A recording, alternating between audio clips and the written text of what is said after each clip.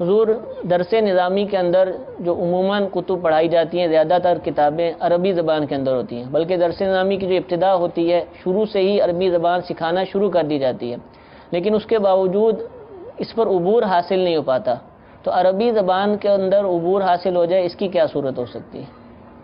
بسم اللہ الرحمن الرحیم۔ عربی زبان کا آنا جو ہے وہ ایک درس نظامی کے عالم کے لیے تو نہایت ہی ضروری ہے۔ اب عربی زبان میں مہارت کیسے حاصل ہو، اس کے لیے چند چیزیں ہیں، اگر ان پر استقامت کے ساتھ عمل کیا جائے تو عربی بہت اچھی ہو جاتی ہے۔ عربی عبارت بھی، عربی کا فہم بھی، عربی کی لغت بھی، اور عربی کی ووکیبلری جو ہے یعنی ذخیرہ الفاظ جو ہے وہ بھی اچھا ہو جاتا ہے۔ اس میں دو چیزیں ہیں، ایک وہ طریقہ ہے کہ جس کا تعلق ہماری درسی کتابوں کے ساتھ ہی ہے یا درس نظامی کے ساتھ، دوسرا وہ ہے جو درس نظامی سے ہٹ کر ہے۔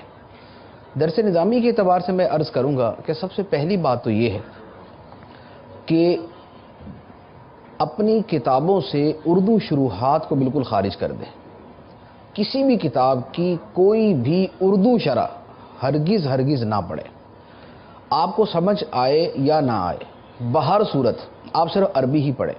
ہوتا یہ ہے کہ ہم جب کوئی کتاب شروع میں پڑھتے ہیں، جیسے نور الایضاح پڑھی یا قدوری پڑھتے ہیں، اب قدوری کا جب حاشیہ پڑھنا شروع کرتے ہیں تو ہمیں سمجھ نہیں آتی، اب ہمیں ایک دو دن جب سمجھ نہیں آتی تو اب ہم پریشان ہوتے ہیں کہ اب سمجھ تو آ نہیں رہی، کیا کریں؟ اب مشورہ کرتے ہیں تو مشورے والے خود چونکہ اردو شرح استعمال کر رہے ہوتے ہیں، لہذا وہ اردو شرح کا مشورہ دے دیتے ہیں۔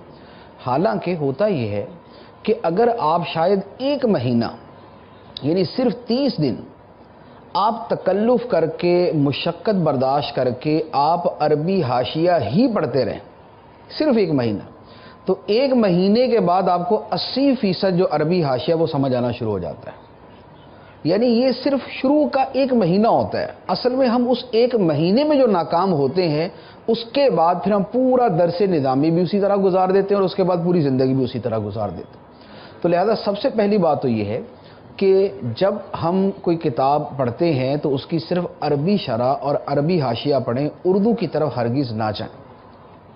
دوسرے نمبر پر یہ ہے کہ جو ہم لغت استعمال کرتے ہیں، جیسے مثال کے طور پہ ہم منجد استعمال کرتے ہیں، موسٹلی طلباء جو ہے وہ منجد استعمال کرتے ہیں۔ منجد بھی اصل میں عربک ٹو عربک ہے، یعنی وہ عربی سے عربی کے اندر ہی لغت ہے، لیکن ہم کون سی استعمال کرتے ہیں؟ عربی سے اردو والی۔ جب ہم پہلے دن درس نظامی میں داخلے کے ساتھ ہی لغت جو استعمال کرتے ہیں وہ عربی سے اردو والی استعمال کرتے ہیں، وہیں سے ہماری کمزوری شروع ہو جاتی ہے۔ اگر آپ پہلے سال کے بعد یعنی جب آپ کو عربی بالکل ہی نہیں آتی اور ثانیہ کے اندر آپ کو عربی آنا شروع ہو جاتی ہے تو آپ عربی سے عربی لغت ہی استعمال کریں۔ عربی اچھا اگر دوسرے سال میں نہیں تو چلو آپ تیسرے سال تک چلے جائیں کہ چلے دوسرے سال میں آپ کو ذخیرہ الفاظ جو ہے وہ عربی الفاظ کا حاصل ہو جاتا ہے تو آپ تیسرے سال کے اندر عربی سے عربی لغت استعمال کریں۔ جب عربی سے عربی لغت ہی آپ مستقل استعمال کریں گے تو اب آپ کا ذہن عربی میں ہی سمجھنا شروع کرے گا، عربی کے اندر ہی پڑھنا شروع کرے گا اور عربی کے اندر ہی سوچنا شروع کرے گا۔ یہ دوسرا کام۔ تیسرا کام جو درس نظامی سے خارج طور پر جو ہے وہ ہو سکتا ہے وہ یہ ہے